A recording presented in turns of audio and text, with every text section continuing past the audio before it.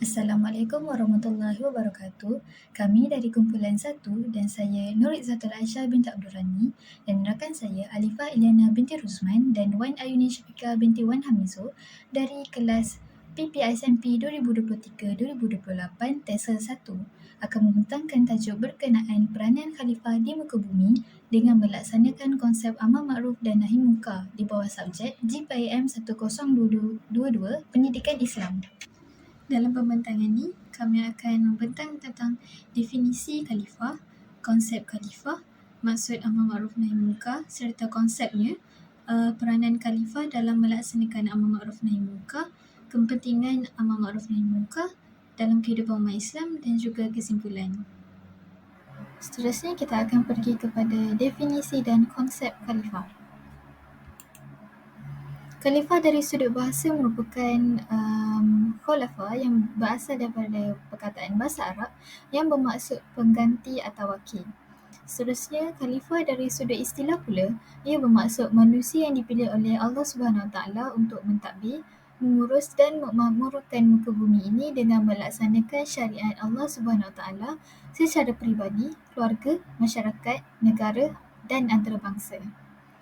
Manusia ialah sebagai khalifah yang dipertanggungjawabkan ke atas muka bumi seperti mana yang dijelaskan di dalam Al-Quran bahawa manusia adalah wakil atau khalifah Allah Subhanahu Wa Taala di bumi yang telah dilengkapi dengan keupayaan intelek dan spiritual.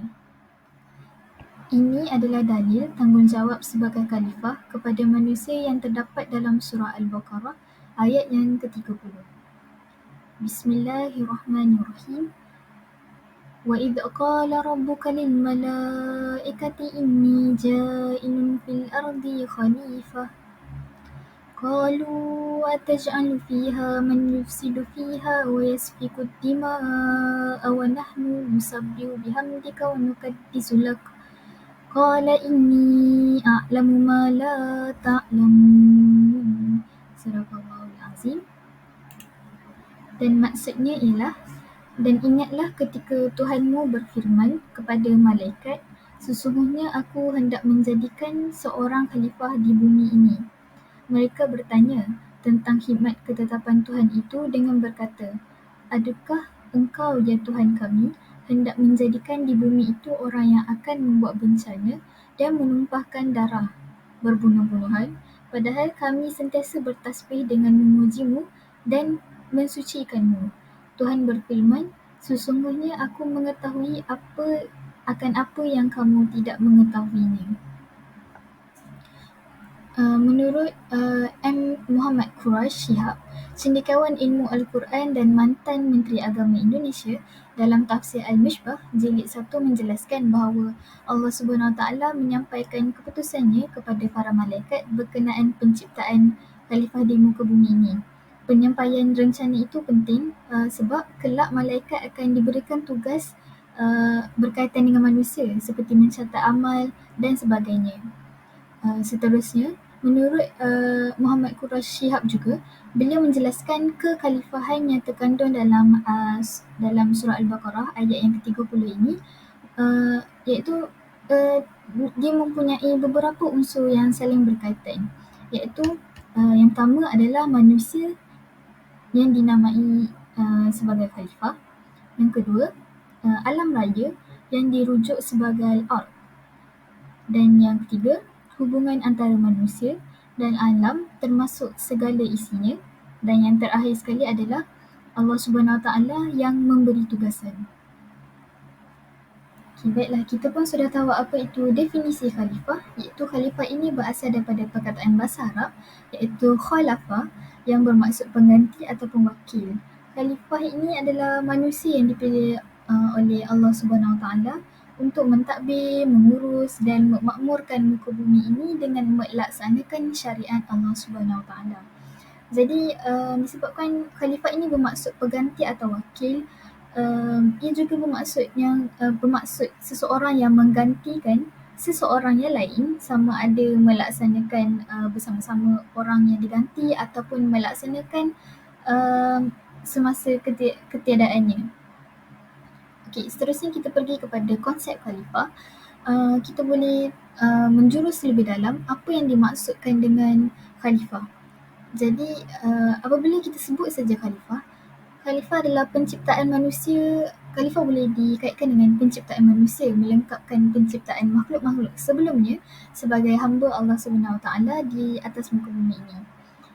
Seterusnya, kehambaan manusia kepada Allah Subhanahu Wa Taala telah meletakkan kemuliaan, keagungan dan kekuatan manusia terhadap Maha Pencipta.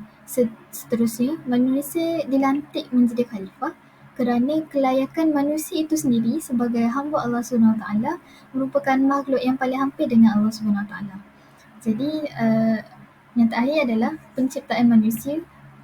Dia membawa peranan kepada sebagai khalifah di muka bumi ni untuk membuktikan Allah Subhanahu Wa Taala ni bukan sahaja mengatur kehidupan manusia, tetapi mengatur kehidupan manusia untuk beribadah dan menjadi hamba kepada Allah Subhanahu Wa Taala.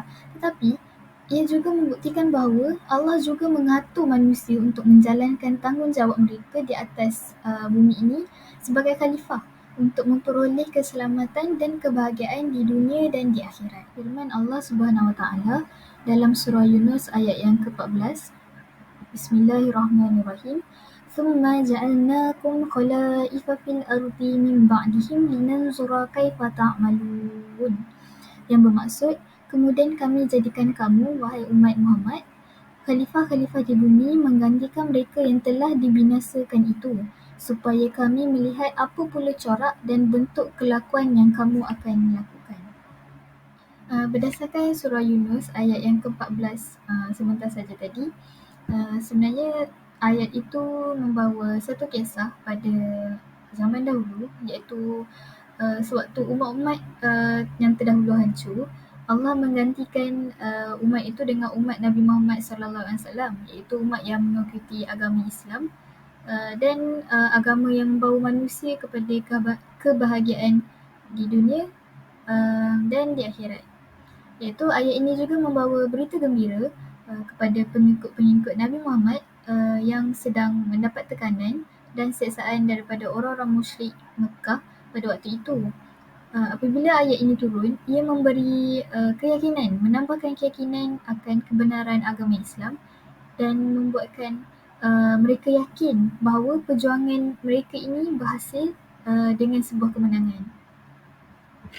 Jadi, konsep khalifah ini boleh diringkaskan bahawa tugas khalifah adalah diamanahkan kepada manusia sahaja. Ia tidak diamanahkan kepada makhluk lain.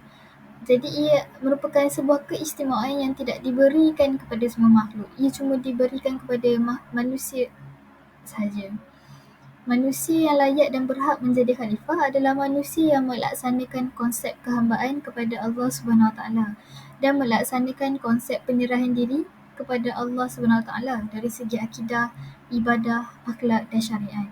Dan akhir sekali, apabila kita sebut saja khalifah iaitu wakil, kita akan selalu dikaitkan, khalifah itu akan sering dikaitkan dengan ketua ataupun pemimpin. Ya, khalifah ini secara tidak langsung melibatkan penguasaan dan pemerintahan dalam sesuatu komuniti, yang di mana pentadbiran, pemerintahan ataupun penguasaan ini cuma sebuah medium untuk manusia menjalankan tugas sebagai seorang khalifah di muka bumi ini. Apakah itu amar ma'ruf nahi munkar? Amar ma'ruf bermaksud mengajak, menyuruh atau menyuruh manusia untuk melakukan hal-hal yang baik, manakala nahi munkar membawa definisi sebagai mencegah atau menghalang seseorang manusia daripada melakukan perkara-perkara yang dilarang oleh syarak, yang mana ia membawa kepada perbuatan dosa. Antara hadis yang menceritakan tentang mencegah kemungkaran ialah Man ra'a minkum munkara falyughayyirhu biyadihi fa in lam yastati' fa bilisanihi fa in lam yastati' fa biqalbihi wa dzalika ad'aful iman. Daripada Abu Sa'id Al-Khudri radhiyallahu anhu, beliau berkata, aku mendengar Rasulullah sallallahu alaihi wasallam bersabda, sesiapa di kalangan kamu yang melihat kemungkaran, hendaklah dia mengubah dengan tangan. Sekiranya tidak mampu, hendaklah mengubahnya dengan lidah. Sekiranya tidak mampu mengubah dengan lidah, Hendaklah dia mengubah dengan hati, dan mengubah dengan hati adalah selemah-lemah iman. Hadis riwayat Muslim. Konsep amar ma'ruf nahi munkar yang dapat kita ambil daripada hadis sebelumnya ialah yang pertama, menggunakan tangan, iaitu menggunakan kuasa atau pangkat yang diamanahkan kepada seseorang seperti menjadi ketua dalam sesuatu organisasi. Contohnya apabila seorang ayah yang merotan anaknya kerana meninggalkan solat. Yang kedua ialah melalui lisan, iaitu menasihati dan memberi bimbingan secara berhemah dan lemah lembut untuk menjadi lebih baik. Contohnya, apabila kita melihat rakan-rakan kita melakukan kemungkaran, kita haruslah menasihati mereka secara berhemah dan lemah lembut. Yang ketiga, melalui hati, iaitu perasaan benci dengan dosa dan cuba menjauhkan diri kita sendiri daripada melakukan kemungkaran. Contohnya, apabila kita melihat seseorang melakukan kemungkaran, kita haruslah mempunyai perasaan benci untuk melakukan kemungkaran tersebut serta menjauhkan diri daripada melakukan. Apakah peranan khalifah dalam melaksanakan amar ma'ruf nahi munkar? Yang pertama, menjadi seorang pemimpin yang bertanggungjawab, sentiasa bersikap adil, menyeru kepada kebaikan dan menjauhi kemungkaran. Dari sebuah hadis, An Abi Umar anin Nabi sallallahu alaihi wasallam annahu qala ala kullukum ra'in wa kullukum mas'ulun an ra'iyatihi fal amirul ladzi 'ala an-nasi ra'in wa huwa mas'ulun an ra'iyatihi wal rajulu ra'in 'ala ahli baitihi wa huwa mas'ulun anhum wal mar'atu ra'iyatun 'ala baiti ba'liha wa walidihi wa hiya mas'ulatun anhum wal 'abdu ra'in 'ala mali sayyidihi wa huwa mas'ulun anhu ala fa kullukum ra'in wa kullukum mas'ulun an ra'iyatihi. Dari Ibnu Umar radhiyallahu anhu, dari Nabi sallallahu alaihi wasallam, baginda bersabda, ketahuilah setiap kalian adalah pemimpin dan setiap kalian bertanggungjawab atas apa yang dipimpinnya. Seorang pemimpin yang memimpin rakyat akan bertanggungjawab atas rakyatnya. Seorang lelaki adalah pemimpin atas keluarganya dan dia bertanggungjawab atas mereka semua. Seorang wanita juga pemimpin atas rumah suaminya dan anak-anaknya dan dia bertanggungjawab atas mereka semua. Seorang hamba adalah pemimpin atas harta tuannya dan dia bertanggungjawab atas harta tersebut. Setiap kalian adalah pemimpin dan akan bertanggungjawab atas kepimpinannya. Hadis riwayat Bukhari. Yang kedua, sentiasa memberi nasihat dengan berhemah, lemah lembut dan elakkan daripada menggunakan kata-kata yang menyinggung. Dalam surah An-Nahl ayat 125, A'udzubillahi minasyaitonir rajim. Ud'u ila sabili rabbika bil hikmati wal mau'izatil hasanah wajadilhum billati hiya ahsan inna rabbaka huwa a'lamu biman dalla an sabili wa huwa a'lamu bil muhtadin. Yang membawa maksud, serulah manusia kepada jalan Tuhanmu dengan hikmah dan pelajaran yang baik, dan bantahlah mereka dengan cara yang baik. Sesungguhnya Tuhanmu, dialah yang lebih mengetahui tentang siapa yang tersesat dari jalannya, dan dialah yang lebih mengetahui tentang orang-orang yang mendapat petunjuk.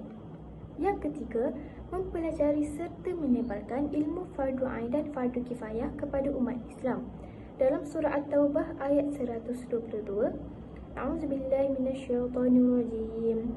Wa ma kana al-mu'minuna liyanfiru kaffah falawla nafara min kulli firqatin minhum ta'ifatun liyatafaqahu fid din wa liyunziru qaumahum idza raja'u ilaihim la'allahum yahdharun.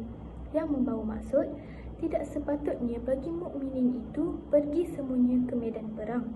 Mengapa tidak pergi dari tiap-tiap golongan di antara mereka beberapa orang untuk memperdalam pengetahuan mereka tentang agama dan untuk memberi peringatan kepada kaumnya apabila mereka telah kembali kepadanya, supaya mereka itu dapat menjaga diri. Yang keempat, melaksanakan semua perintah Allah serta mencegah dan melarang orang lain dari perbuatan yang mungkar. Dalam surah Al-Hajj ayat 41, A'udzubillahi minasyaitonir rajim. Alladzina in makkannahum fil ardi aqamus salata wa atawuz zakata wa amaru bil ma'ruf wa nahaw 'anil munkar walillahi 'aqibatul umur. Yang membawa maksud, iaitu orang-orang yang jika kami teguhkan kedudukan mereka di muka bumi, nescaya mereka mendirikan sembahyang, menunaikan zakat, menyuruh berbuat ma'ruf dan mencegah dari perbuatan yang mungkar. Dan kepada Allah lah kembali segala urusan. Seterusnya, kita beralih kepada kepentingan mengamalkan amar makruf nahi munkar dalam kehidupan umat Islam. Di sini, saya sertakan surah yang mengajak kita untuk mengamalkan amar makruf nahi munkar dalam kehidupan umat Islam. Firman Allah Subhanahu Wa Taala dalam surah Al-Imran ayat 104. وَلْتَكُنْ مِنْكُمْ أُمَّةٌ يَدْعُونَ إِلَى الْخَيْرِ وَيَأْمُرُونَ بِالْمَعْرُوفِ وَيَنْهَوْنَ عَنِ الْمُنْكَرِ وَأُولَئِكَ هُمُ الْمُفْلِحُونَ. Bermaksud, hendaklah ada di antara kamu satu puak yang menyeru berdakwah kepada kebajikan dan menyuruh berbuat segala perkara yang baik serta melarang daripada melakukan segala perkara yang buruk ataupun yang salah. Dan mereka yang bersifat demikian ialah orang-orang yang berjaya. Berdasarkan firman Allah SWT dalam surah Al-Imran ayat 104 yang telah saya bacakan sebentar tadi, Allah SWT telah menyeru agar orang-orang mukmin untuk melakukan kebaikan iaitu amar makruf dan mencegah daripada melakukan kejahatan iaitu nahi munkar. Selain itu, terdapat beberapa pengajaran ayat yang dapat diperoleh setelah membaca surah Al-Imran ayat 104 sebentar tadi. Pengajaran yang pertama ialah tugas melaksanakan amar makruf dan nahi munkar ini adalah merupakan tanggungjawab bersama. Dan hal ini dapat dilakukan mengikut kemampuan dan bidang kuasa masing-masing. Seterusnya, peranan ibu bapa bagi melaksanakan amar makruf dan nahi munkar dalam sesebuah keluarga adalah amat penting kerana asas keharmonian masyarakat dan kemakmuran negara itu bermulanya dari rumah sendiri. Dan pengajaran yang terakhir yang dapat disimpulkan di sini ialah konsep amar makruh dan nahi munkar di dalam Islam ini adalah antaranya bertujuan untuk menjamin kesejahteraan hidup keluarga, masyarakat serta negara. Sekarang kita beralih kepada pembentangan yang seterusnya. Di sini saya sertakan beberapa kepentingan amar makruh dan nahi munkar dalam kehidupan umat Islam. Yang pertama ialah hukum dan syariat Allah Subhanahu Wa Taala dapat ditegakkan dalam kalangan masyarakat serta kemungkaran dan gejala sosial dapat ditangani secara berhemah sekiranya umat Islam kita mengamalkan konsep amar makruf dan nahi munkar dalam kehidupan mereka. Dan yang kedua ialah minat masyarakat bukan Islam terhadap konsep penyiaran Islam itu sendiri dapat dipupuk apabila mereka sendiri melihat bagaimana amalan yang dapat mengharmonikan hidup dan negara ini berlangsung dalam masyarakat Islam. Hal ini kerana apabila masyarakat yang beragama Islam mengamalkan konsep amar makruf dan nahi munkar dalam kehidupan, maka masyarakat yang bukan beragama Islam akan menjadi tertarik kerana akhlak dan sifat masyarakat Islam yang mengamalkan konsep amar makruh dan nahi munkar sendiri adalah sangat terpuji dan baik di mata mereka. Dan yang ketiga ialah pembangunan negara yang berasaskan Islam dapat berjalan dengan lancar apabila masyarakat mengamalkan hal ini.